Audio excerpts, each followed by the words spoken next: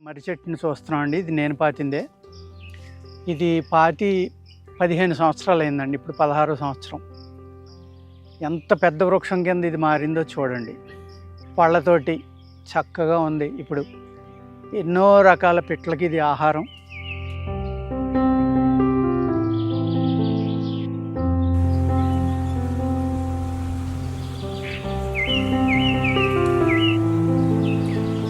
నలభై 50 రకాలుగా ఈ మర్రి చెట్టు అనేదాన్ని ఆయుర్వేద శాస్త్రంలో వాడుకోవచ్చండి. చేత పెన్ను బుక్కు తీసుకోండి, జాగ్రత్తగా మొదటి నుంచి చివరి వరకు వీడియోని చూడండి, దీని గురించి మీరు రాసుకోండి. 15 సంవత్సరాలు అయింది చూడండి, ఎంత పెద్ద చెట్టు అయిందో ఇది.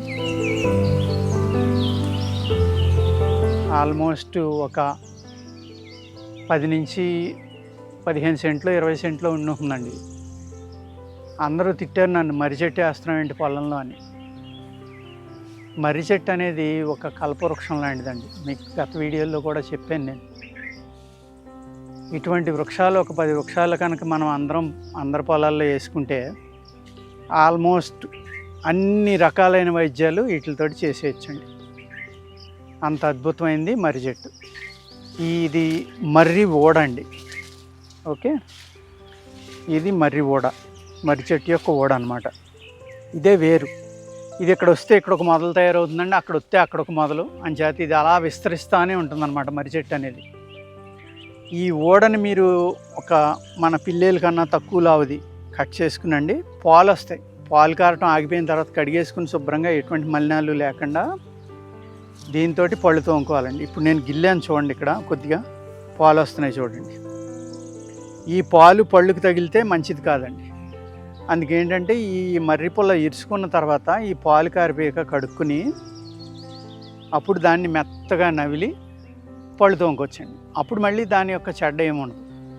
చాలా అద్భుతంగా మీకు పంటి వ్యాధుల మీద పనిచేస్తుంది. దీంతో పళ్ళు తోముకుంటే కదిలే పళ్ళు కూడా మళ్ళీ గట్టిపడిపోతాయండి. దీన్ని మీరు సిటీలో ఉన్న వాళ్ళు రోజు ఎక్కడి నుంచి తెచ్చుకున్నాం అనుకుని మీకు ఏమైనా డౌట్ ఉందనుకోండి, ఇటువంటిది ఇక్కడికి తీసుకోండి. ఒక అరంగుళం నలగొట్టుకుని పళ్ళు తోముకోండి, అక్కడ కట్ చేసి దాన్ని తీసేయండి. మన్నాడు మళ్ళీ ఇంకొక అరంగుళం తీసుకోండి. ఈ విధంగా ఇంత పొడవు పుల్లను కనుక తీసుకుంటే ఒక 5 రోజుల నుంచి 10 రోజులు మీరు దీంతో పళ్ళు తోముకోవచ్చు.